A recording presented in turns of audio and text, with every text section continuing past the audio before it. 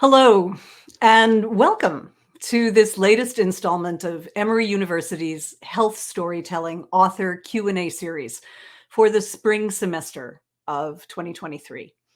I'm Maryn McKenna. I'm a journalist and author and senior fellow in the Center for the Study of Human Health at Emory University, and I'm the curator and host of this series.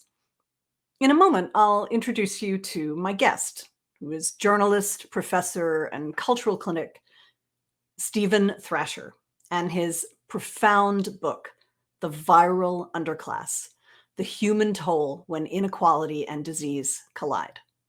But first, let me tell you about this series.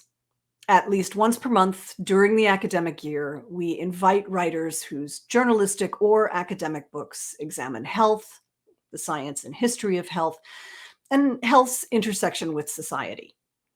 This series of conversations originates at the Emory Center for the Study of Human Health, and the entire year of productions is co-sponsored by the Georgia Center for the Book, which is an affiliate of the Library of Congress, and Science Gallery Atlanta, which presents exhibits that live at the juncture of science and art and ignite creativity and discovery. And this year, we also benefited from co-production with the Atlanta Science Festival, which works with more than 80 community partners to celebrate and expand science learning opportunities around Atlanta. This series is live streamed on YouTube, Facebook, and Twitter, and it lives on YouTube in an archive. And already this year, we've heard from Berkeley professor Elena Conis with How to Sell a Poison: The Rise, Fall, and Toxic Return of DDT, which was published by Bold Type Books. And also journalist, scientist, and podcaster Bethany Brookshire and her amazing book, Pests: How Humans Create Animal Villains, which was published by Echo. One final note. This is a live event. You can interact with us, and we encourage you to do that. If you're watching on YouTube or Facebook, your comments will come through to our live stream platform. We apologize. This integration no longer works for Twitter. Our producer, who is Stefan Kaplan of Spin It Social, will make sure we see what you've said and will put your question up on screen when I pose it to our guest. Do note that I'll turn to your questions in the second half of this live stream, but you can put your questions into the box or into your comment panes at any time. We really hope you do. So now let's turn to our book and guest. Stephen Thrasher, PhD, is an assistant professor of journalism at the Medill School of Journalism at Northwestern University, a place dear to my heart. I got my master's there. He's the first person to hold the Daniel H. Renberg Chair of Social Justice in Reporting, which includes and emphasizes attention to issues relevant to the LGBT+ community. He previously worked as a writer at The Guardian, The Village Voice, and the audio project StoryCorps, and was also a researcher for Saturday Night Live's Weekend Update. His work's been published in all the best places, including The New York Times, BuzzFeed News, Esquire, The Nation, The Atlantic. As an academic, he's investigated the racialization and criminalization of HIV and the rise of the Black Lives Matter movement. He was on the ground in Ferguson, Missouri in 2014, in the week that Michael Brown was killed, igniting nationwide protests. He studies and reports on how racism, homophobia, policing, and medicine and health intersect. The book we're going to talk about, The Viral Underclass, came out last October, and it got an incredible and deserved reception. It was longlisted for the Penn John Kenneth Galbraith Award for Nonfiction, also longlisted for the Andrew Carnegie Medals for Excellence, and it won the Paz Award for Best in Literature. So with all of that, let me introduce you to Stephen. Stephen, welcome to our live stream. Thank you for that incredibly kind introduction. So I really would like to start with you telling, so obviously I just did the official bio, but I'd like you to tell the folks watching us just a little bit about sort of what you were about and how the book came about. They're very related things, so I can do that. The book came out of a story that I've been reporting on for almost a decade now, about a young Black gay man named Michael Johnson who was accused of transmitting HIV to other people. And for people who don't know, you can be prosecuted in most states in the U.S. I believe in Georgia, where you are, no longer in Illinois. They decriminalized it where I am. But in most states in the US and about 70 countries around the world, people can be prosecuted for HIV transmission, exposing HIV to other people, even under circumstances where it's quite literally impossible to transmit the virus onward. And I came to that work because of an editor who, Mark Sheaves, who used to be at BuzzFeed, is now a professor at USC. And he had been doing work on HIV and AIDS for decades. And he knew that I was very interested in issues around interracial relations, around health and race. And so I started looking into this issue about HIV criminalization. And I started seeing these very recognizable patterns where you would find HIV, where HIV would move on to AIDS, was happening in the same maps where police violence was happening, where concentrations of Black poverty were happening. The story that I began investigating, it was in a suburb just out of St. Louis in the beginning of 2014, and then I went back to St. Louis to cover the Black Lives Matter movement when Michael Brown was killed, and I started seeing that where Michael Brown was killed, where that horrific police shooting had happened, there was also a high rate of HIV and AIDS. And because I'm at Medill, when I finished my PhD and began being a professor here, I did not know when I arrived whether I would have to write an academic press book, as many people have to do on their tenure experience in their department. I found out because I was at Medill, I could actually write a trade book. And so I was trying to think about how am I going to make my dissertation research that had evolved out of this reporting and had largely been about understanding the criminalization of HIV as a particular way to see systemic racism. And as I was thinking about that, that's when COVID happened and COVID began. And I started seeing that it was showing up in the same maps that I had studied in Ferguson, Los Angeles, San Francisco. The same parts of cities were the same places the first people were dying, which was a bit mysterious from a virological standpoint because these are incredibly different viruses. But if you looked at sort of the social structures in which people are put in the pathways of viruses the most and whose bodies are manufactured to be the most disposable socially, it was very similar. So I came to putting the book together, trying to build off of the work I'd done around HIV and AIDS and seeing it largely through a lens around sexuality and race, and then seeing very similar things are happening with COVID. And there are these other social ways that you can see how people are kind of pre-programmed to be exposed to viruses and have very pre-programmed odds of whether or not they're going to survive. So COVID begins, and it must just have turbocharged your reporting, your entire experience of this theory of a viral underclass that you were developing.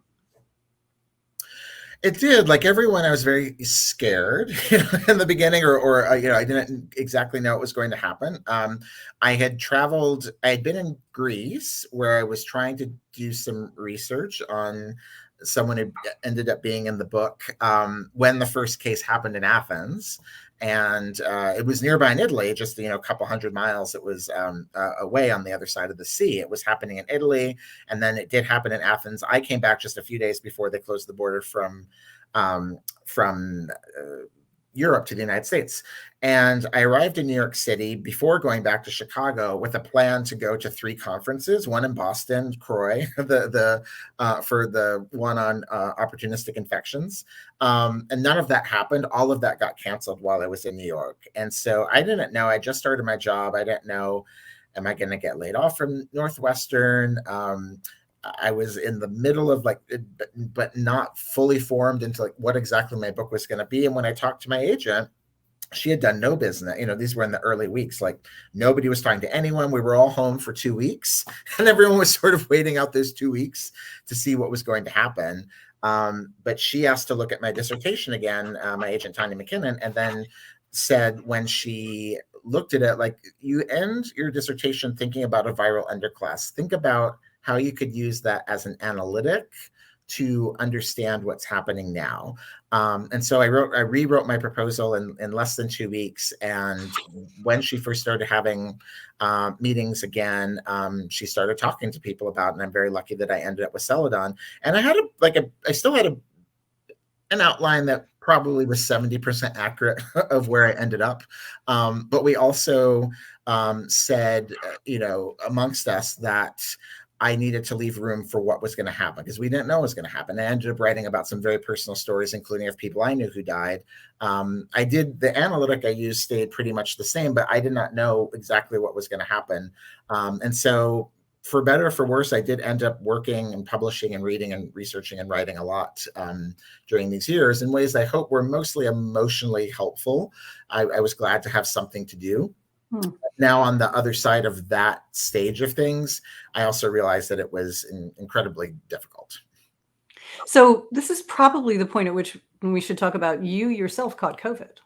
I mean, it was not in the first wave. It was last year, but can you talk about how, in fact, it would have been right just after the book was out, right? So how did that reframe this experience you've had of the past couple of years of thinking through these issues?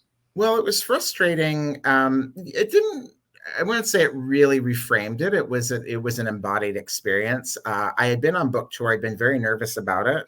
I was in 20 different cities, and I was relentless and made maybe not too many enemies, but I was very, very firm about dealing with the COVID protocols wherever I was.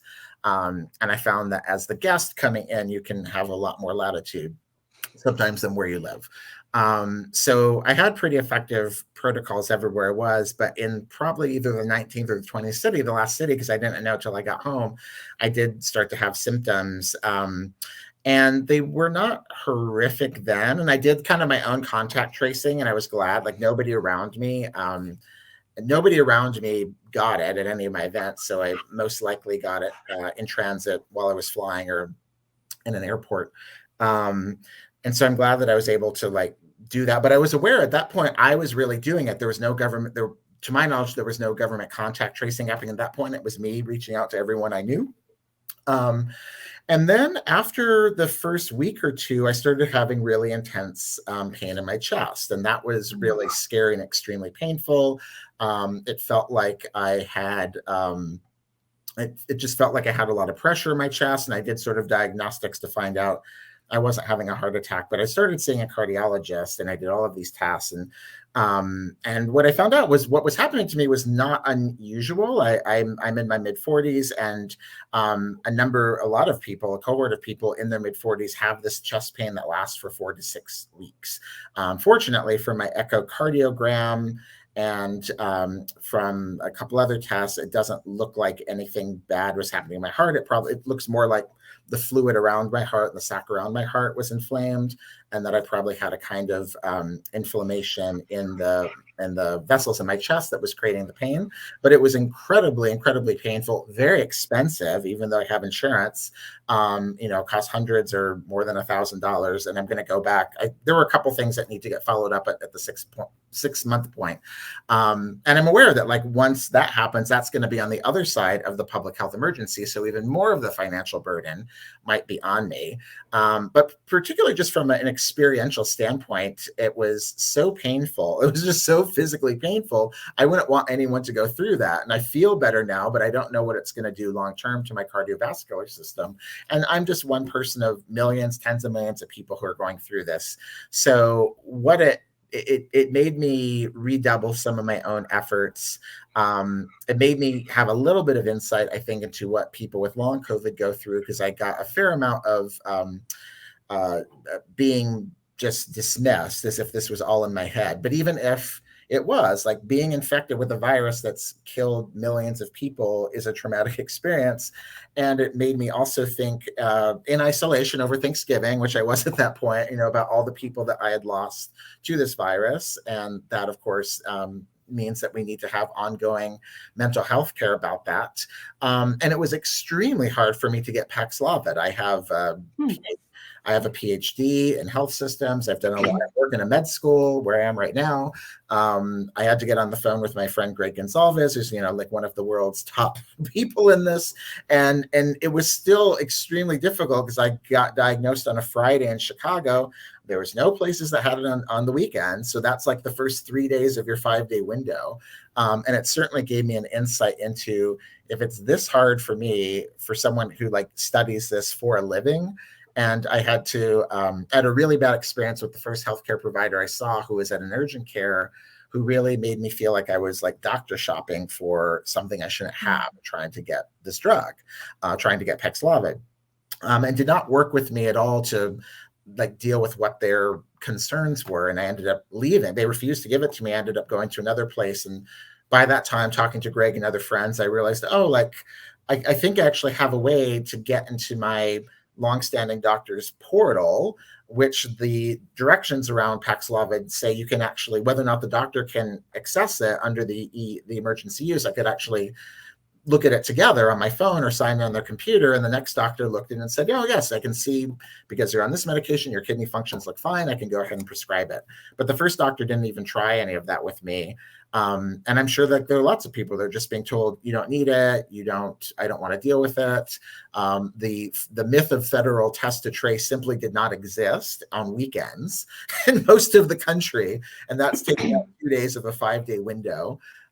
So that was a really, really informative experience for me to realize this drug is like functionally inaccessible for so many people, and the barriers to get it are way too high. New York City was the only one I know of that had, there could be others, but it's the only one I know of that the city had a service where people could call, they'd send out a van, test them, diagnose their risk in relation to the drug itself, and then if they passed, just give it to them there, or if they had to do something else, would send it to them later in the day after they took blood for tests if they had to. But it's functionally just not accessible to a lot of people. It's so interesting to me. First, I'm so glad you're better. I remember you tweeting pictures of like the heart monitor that you were wearing. And that was the point at which actually that we slid this conversation that we were going to are now having today, from last fall to the spring to now. But the fact that you had so much difficulty in as privileged a situation as you are, I vividly remember, although as you referenced, I am based in Atlanta. I'm from New York City. I'm from Brooklyn. And I vividly remember seeing the maps of COVID incidents in the first, probably April, May, June of the first year, and knowing instantly what the darkest patches meant, that they were in a way that I actually had to explain to some friends and colleagues who didn't know New York, that those areas of highest incidence were people who were the least privileged, people who were living in congregate housing, people who were what we considered essential workers who couldn't leave their jobs, and not necessarily like surgeons, but janitors in the hospitals and cashiers in 7-Elevens and so forth, people who would have to rely on public transit, where they would be more exposed to crowding in order to get to those jobs where they were considered essential workers. And I thought, that, this is before your book was out. I remember thinking, we are seeing the kind of graphical representation of the inequalities that lead to disease that we very seldom get to see with that much clarity. And COVID really illustrated that for us, I think. Yeah, there's something I find almost metaphysical in that this is the first time the human race has all gone through the same thing, some version of the same thing about the same time, certainly with the ability to communicate about it at the same time. So it was this massive, as you're saying, amount of information and learning that was happening in much more obvious ways. When I started seeing the maps, like, I know the zip codes, I know where the HIV infections are, I know where the HIV infections happen that are nipped in the bud quite quickly because the class of people in that part of town get on medication. I know where it doesn't get diagnosed and it becomes AIDS and still becomes AIDS deaths. And those were where COVID was happening. And it was a little counterintuitive at first because a respiratory virus just moves quite differently than a retrovirus like HIV, which relatively speaking, HIV is quite difficult to transmit compared to something like COVID. But for all the reasons you're saying, there was the same kinds of people. Some people fled town, and some people could not flee town, and they couldn't leave their jobs. And I remember thinking early on, because a demographic difference, it's pretty obvious between HIV and some parts of COVID, was that, of course, HIV was first being seen affecting relatively young men, men who have sex with men. And then COVID in the US, it was first largely seen amongst elderly people, and then very much in front of like frontline workers, to a certain degree medical, but actually jobs like line cooks and retail work for things that stayed open often had higher death rates because those people were getting exposed all the time to air without PPE, certainly without any PPE for the first few months. But I started thinking about the ways that, and that's a big through line in my book, the populations are similar, and that there are people who are deemed disposable. In the early years of the Reagan administration, when he didn't say the word AIDS, gay people were very much considered disposable broadly, politically, not just by Republicans, but also by many Democrats. To an extent, even by the New York Times. It was extremely uncomfortable writing about it, and people had to fight internally to get them to write about it. And of course, old people are considered disposable in this country as well. And we've seen this, I think, kind of a super concentration in certain populations, particularly old people and frontline workers. As many people, including myself, were able to largely work from home. That was a big barrier of protection in lots of ways, particularly if you live alone, like I did for most of the pandemic. Although there were social harms from living alone as well in that. Physically, there were barriers to viral transmission and exposure. And then the world, kind of kicked into gear to try to protect working people. And as Capital saw that the production could get interrupted, more and more resources went into this, into prevention. And so we had this period of time where some people were more protected, then the vaccines came out. Now we're in a period of time again where who is actually getting exposed the most and sick and dying is again very, very concentrated. Hundreds of people are dying in nursing homes a month again. The last time I looked, 140, I think it was in February, 140 nursing home workers died. And then there were hundreds of patients as well. And it's all out of sight, out of mind again. And the structural things to deal with it stages very successfully. Like there was a period of time where 95% of people living in nursing homes were all vaccinated. They didn't become anti-vax when the boosters came out. The apparatus that went to them and got them vaccinated has just disappeared. And so there's a lot more leeway, a lot more exposure, a lot more deeming people disposable that's happening to a percent of the population that is not particularly visible and not beloved or much cared for by media and by a lot of government forces. And so I think we're seeing a real concentration much more there than across the broader population. And at the same time, the data that would show us where that's happening is disappearing, right? The data dashboards have been shut down. We no longer have good tracking. With the national emergency going away, we'll have even less visibility into what's going on. It is, as you say, as though we learned no lessons from this, as though we're right back where we were in 2020. Yeah, like sort of a assessment of this moment, it feels pretty bleak. And it's quite upsetting that just this week, the public health emergency was rescinded, and understanding that lots of resources that helped people with this, but in general, with things that create poor health outcomes, particularly 15 million people kind of casually being thrown off of Medicaid in the past few weeks. It does feel really bleak looking at that. At the same time, I'm also in my many hats as an American Studies interdisciplinary scholar. I have a historian hat as well. And so the life of what happens politically, of course, is not lost. Like good things can still come out of what's happened during this time. Very much reminded of this. I live here in Chicago. I went last night to a panel with left activists about the election of Mayor-elect Brandon Johnson. And in that, you could very clearly see it was like quite a broad coalition that got him into office, including the Chicago Teachers Union and lots of young people. And you could listening to these activists, you could very, very directly see the line to what Occupy Wall Street did to educate some people, but also to educate people who organized, and also what the Black Lives Matter movement did. And I've been a journalist long enough to hear people say, "Oh, Occupy accomplished nothing, BLM accomplished nothing." You're seeing it in Tennessee as well right now, with the two lawmakers. So I think the second was reinstated today. Yeah.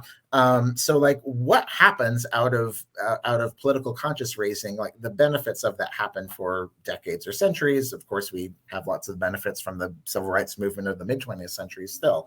And so I think everything that happened that was an experience felt by everybody in the world in some way, what that did to children, what that did to teens, what that did to people in their 20s, the things they learned and what they experienced out of that are not ending right now, even though it feels bleak. That is going to have an expression in the way that they drive policy, create networks of care, as they get more power themselves, as teens become adults, as children become teens, they're going to take the things that they learned from this experience. And I think that there will be lots of positive things that happen about the ways that we were very, very aware of our communal relationship to one another in a way that is not so obvious. As you said, the deaths were very obvious for a while. And so was the way that we depended on one another was very obvious for a while. And there will still be benefits about that, I think.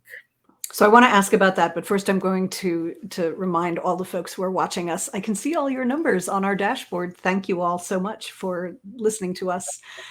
You can, if you have questions or comments, we especially like questions, you can put them into the comment boxes, or you can reply. You can whatever is available where you are watching, except on Twitter. We're sorry. Please do, and I will be sure to voice those questions to Stephen when we get just a little bit further into the hour. But for now, I'd like to go back just before COVID. And one of the things that's so striking about your book is that even though it began as an academic text, because it was first based on your dissertation, but that was also based on reporting before that. So I like to think so it's very helical. The academia, and then hustle the academia back out into. So it's you make your points through narrative. And I think particularly through the characters that you choose. And there are some really heartrending stories, really rich, really sensitively told, about people whom you not only knew personally, but people whom you chose to embody the points you want to make about the ways in which the health disparities and the experience of people who experience viruses are not accidents, but rather are the result of structural choices that we've made as a society. We'll talk more about that in a minute, but tell me first about some of the people. Well, in addition to Michael Johnson, who's someone that I met as a reporter, there were a number of people that I wrote about who died, who either knew directly or was kind of one person removed from. And one of the people I think that really helped me broaden the concept of what this book could be was a young man named Zach Christopoulos in Greece. I had while I was writing my dissertation and I had the Michael Johnson trial was over, I was sifting through hundreds of pages of court transcripts. I had been at that point reporting for 3 or 4 years for The Guardian, routinely on police things and getting tear gassed and dealing with all the trauma of that. And then I got a dissertation writing fellowship that allowed me to go to Greece for 3 months. And I thought, great, I will eat feta cheese and I will write during the day and not think about all these horrible things around police violence in the United States. But about a week after I'd been there, there was a young man who was kicked to death by a mob of 8 people in broad daylight. 4 of them were police officers. And he just so happened to be one of the most prominent HIV activists in the country. His name was Zach Christopoulos. He was queer. He was a drag queen. He did all kinds of work, political work with migrant people.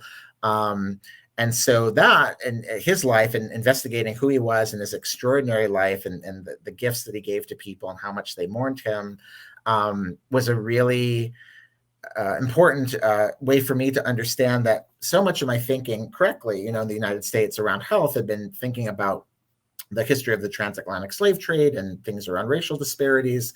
And here was somebody who was white in Greece, and I could trace different things than in the US, but similarly to austerity, to the ways that austerity create conditions through which viruses transmit more, were all happening.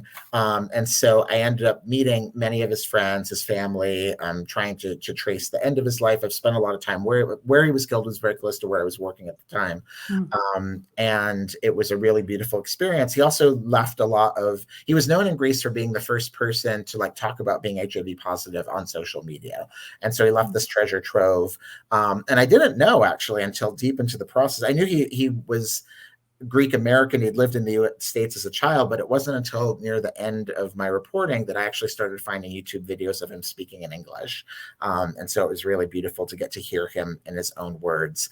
I wrote about Lorena Borjas, who was a really beautiful and wonderful trans Latinx activist. The anniversary of her death was actually just a couple weeks ago. And she was in my outer social circle. I'd met her once when I had been writing a story, but she was kind of the queen mother of the trans Latinx community in Queens. And what she was known for was standing out on the street, handing out food, handing out sterile syringes, handing out condoms, trying to do disease prevention, get people food.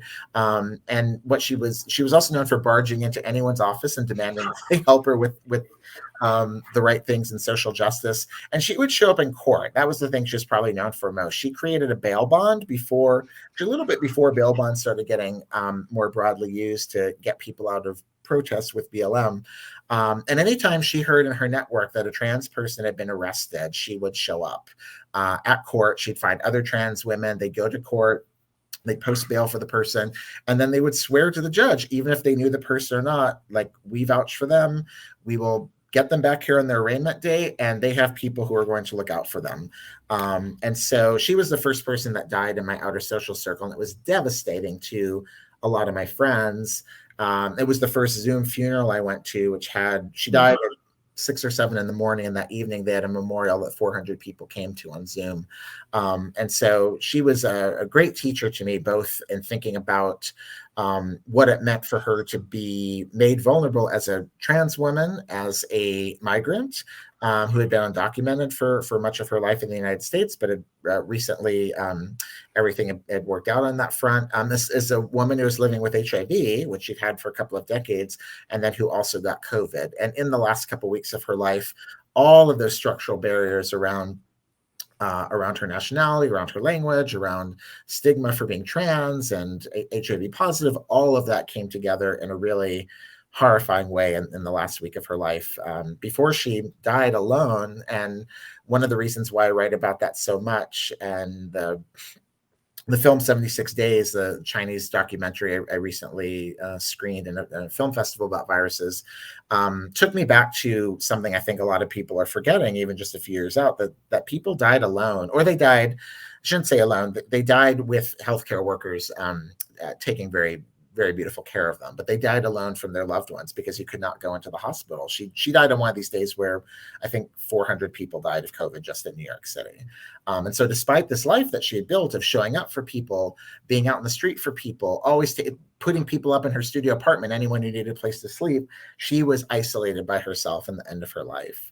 And so I thought that one of the reasons why I really wanted to write about her was that she represented so many of these things. She was so generous.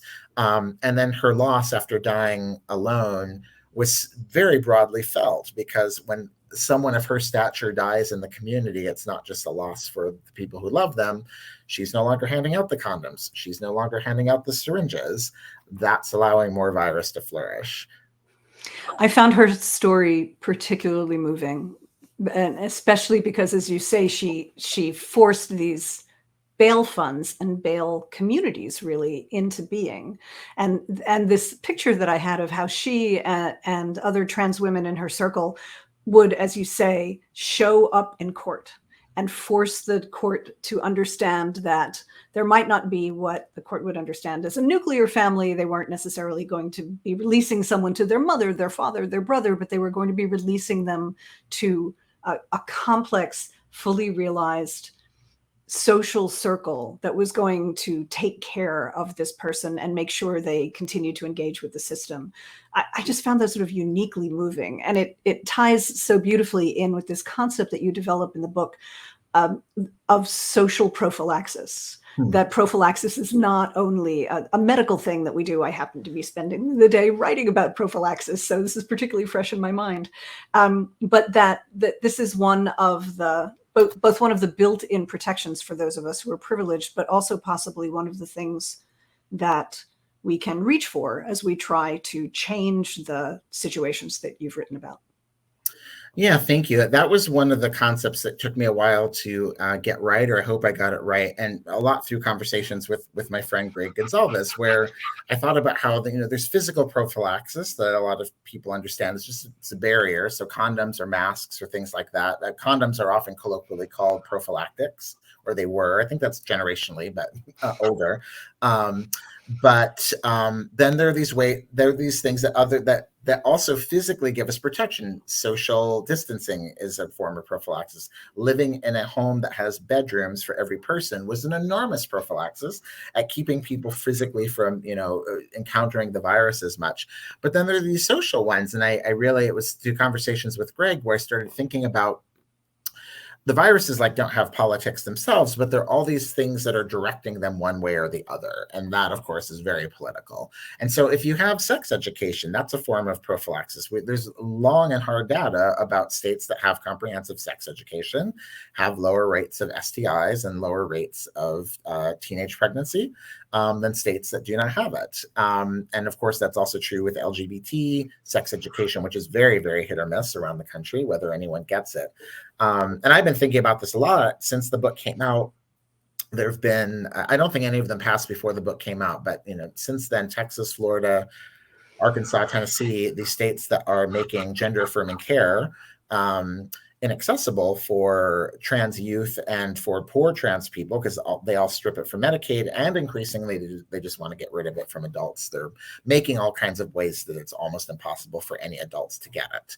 And so at the level of the virus, if people who are transitioning are able to get their medical care from a provider with a sterile syringe and a supportive environment, of course, they're much less likely to encounter viruses. If they have to get that care on the contraband market, there's a much higher rate that they're going to get HIV, hepatitis, any number of things that happen with using syringes where you cannot vouch for how sterile they are. But then there's also the matter of the information that people have and whether or not they're able to get tested and treated for the things happening to them. And I've also been thinking about this since the book came out right before, or came out after the draft was completely done. It came out a little bit after the Dobbs decision. But I've been thinking about the relationship with abortion that, and this I do write about in the book, in Scott County, Indiana, which had the fastest outbreak ever of HIV recorded in the country. The reason why it moved so quickly was because Mike Pence had basically run all the clinics that provided abortion out of the lower half of the state. And those were the same places that also did HIV prevention, HIV education, HIV testing. So there was no testing. So by the time they were aware that HIV was moving, it had exploded. Whereas had it happened in New York City, there's a much higher rate that somebody involved with it would have been routinely tested for it, but here it didn't happen because there was no surveillance. Places that often perform abortions are doing this other important work. Now with Dobbs, with dozens of clinics that perform abortions that have closed, those are also enormous pockets of places where STI education, treatment, prevention are not happening. Even in the county where my story originated, where Michael Johnson was arrested for HIV transmission and accused of being a menace to the public health that they had to prosecute for, they closed their STI clinic recently. So they don't have anyone even doing that preventative work or testing people or trying to find it. And there are hundreds of counties like that in the U.S. where this work isn't happening. So unfortunately, I predict that where we see closures of abortion clinics, we're also probably going to end up seeing more clusters around transmissible STIs. So we have a bunch of questions from people who are watching that I want to ask you, but there's one thing that I want to mention first, because I just tripped across this statistic today, and it so much confirms what you just said, is that so New York City, as you probably know because you know the city so well, just recently did its own sexually transmitted infection surveillance and its report of its most recent numbers. And as you could predict, the numbers of STIs correlate very well with income and with race. The places where there are the most infections are not the whitest or the most affluent neighborhoods. What was shocking to me in looking at this was to see it mapped and realize that the places where there's the most incidence are also the places where the brick and mortar sexually transmitted infection clinics are being closed in the city. Yeah. That doesn't seem to be an accident. That seems, again, as we talked about a moment ago, to be a structural choice. Yeah, I haven't think so. I am aware of it, and I've seen the top sheet. I have not gotten to go through it yet. I've been really upset that the Adams administration did closures during monkeypox, which I'm writing a new chapter for the paperback of my book, and I'm going to write about my experiences, my own experiences with monkeypox and trying to get vaccinated, and what I saw. And that was very much a situation where, yeah, there was like, first they only were giving out the vaccine in a clinic in Chelsea, which is a very gay neighborhood, but a very white neighborhood. And one of these neighborhoods where HIV transmission happens, but then it almost immediately gets, people get onto medication. They don't advance onto AIDS because there's an open clinic there. And the places where they've closed the clinics, there's much less likelihood. And we were seeing, even as we knew that that the majority of cases of MPX were happening amongst Latin and Black men, the places in East New York, Brooklyn, the Bronx, Harlem, where we already know HIV transmission happens and other STIs, they were not flooding those places with the vaccine first. And I think there were like a couple scheduled closures of clinics that happened during that time. And the geographer Ruth Wilson Gilmore has this great term. Now, of course, it's going on my head. Manufactured. I don't know what's going on in my head. It'll come back to me. But she talks about how we manufacture the outcomes of what happens to people. And as a geographer, she talks about how it's geographically happening. And yes, in New York City, like if you're closing the STI clinics at East New York and Brownsville and places like that, where you need to be proactive, that is the state making people vulnerable to viruses. I think a lot in my book about vectors and how journalists sometimes will talk irresponsibly about terms like host or vector as if people are doing something wrong. Organized abandonment. That's the term of Ruth Wilson Gilmore. Sorry. We organize abandonment.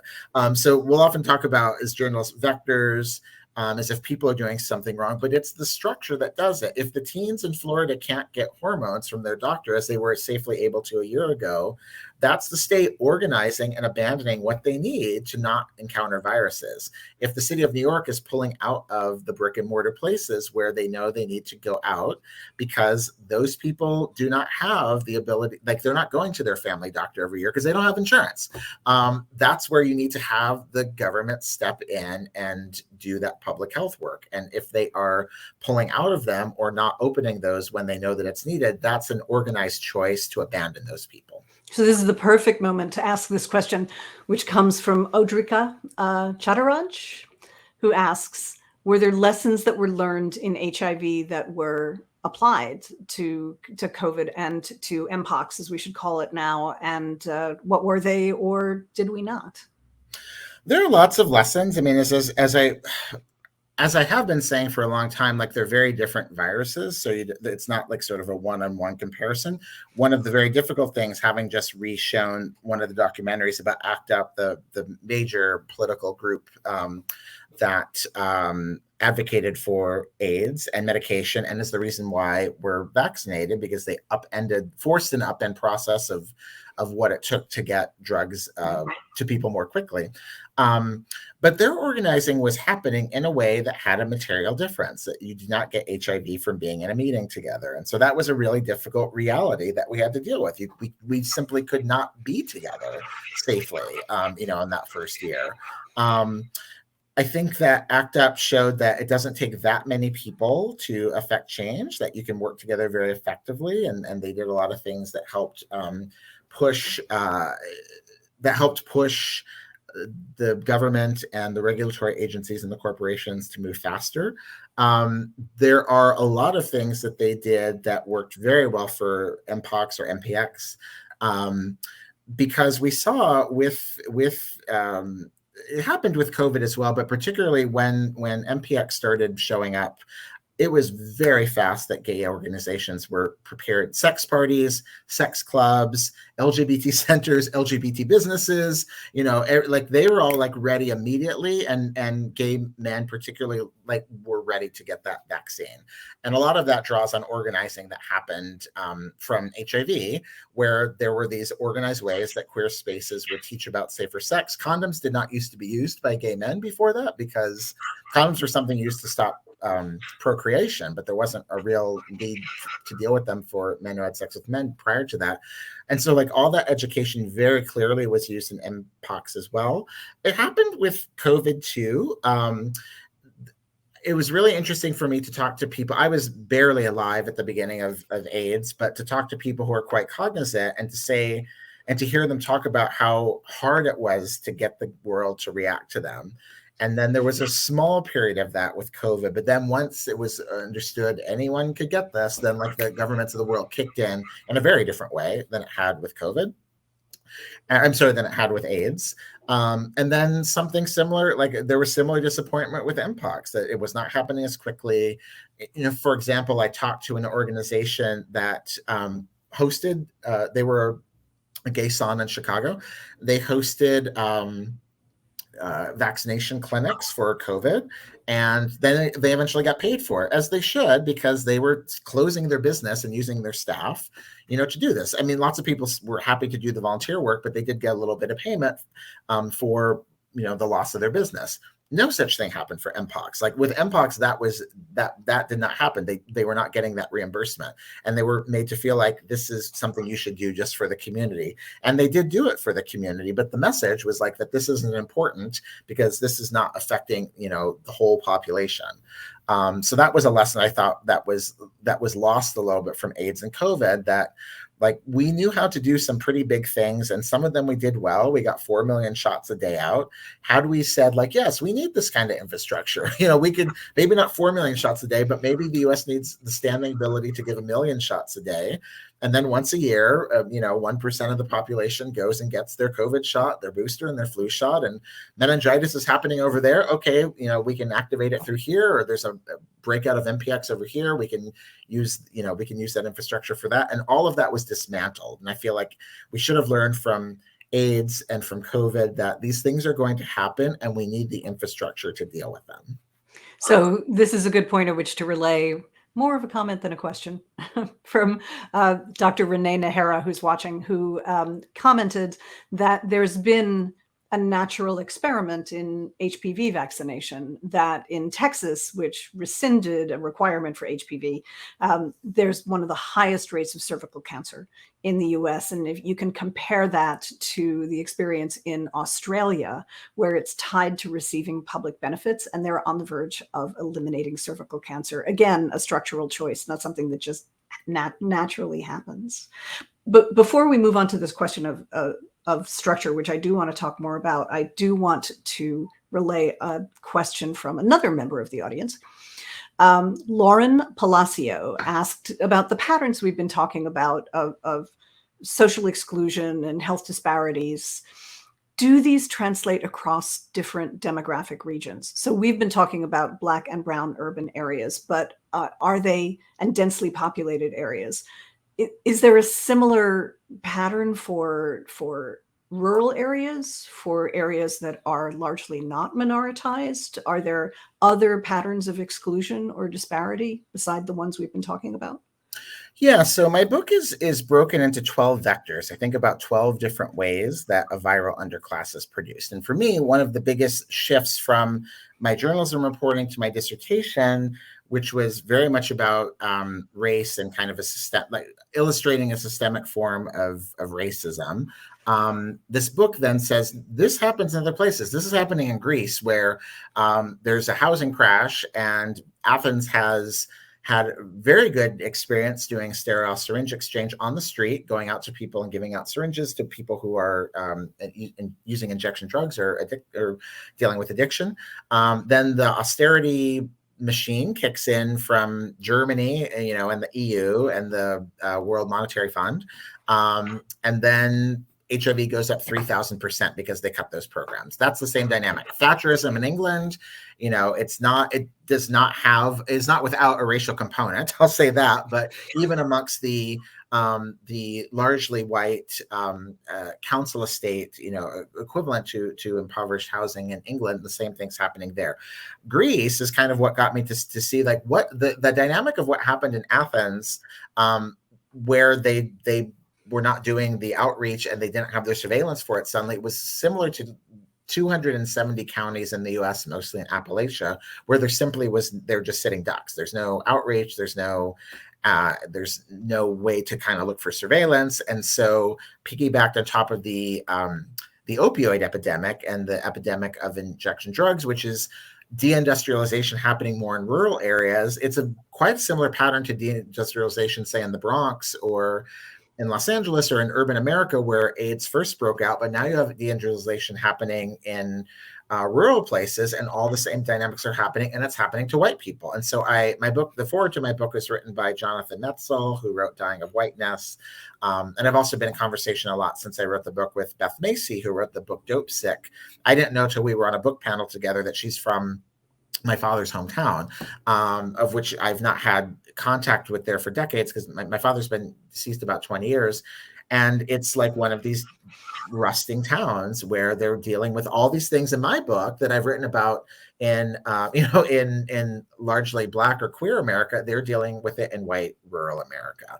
And so these dynamics are global. I mean, I write about Korea, I write about other countries. My book is pretty US focused. And I do think that there's a particular thing that's true to the United States, crosses racial lines and demographics, but of course it has disparate impacts. And that we create a viral underclass around just not being able to access healthcare. They have issues in the EU, but they don't, like, barriers or the idea that you're going to be indebted or actually being indebted are not among them. And I think that's one of the things that really bit us here across racial lines. Like, there was a lot of worry that there would be disparities with Black people taking the vaccine. Ultimately, Black people are vaccinated a little bit higher. There were barriers to making sure they could get the vaccine and making sure that if they had to take time off from work or get to places, that was addressed.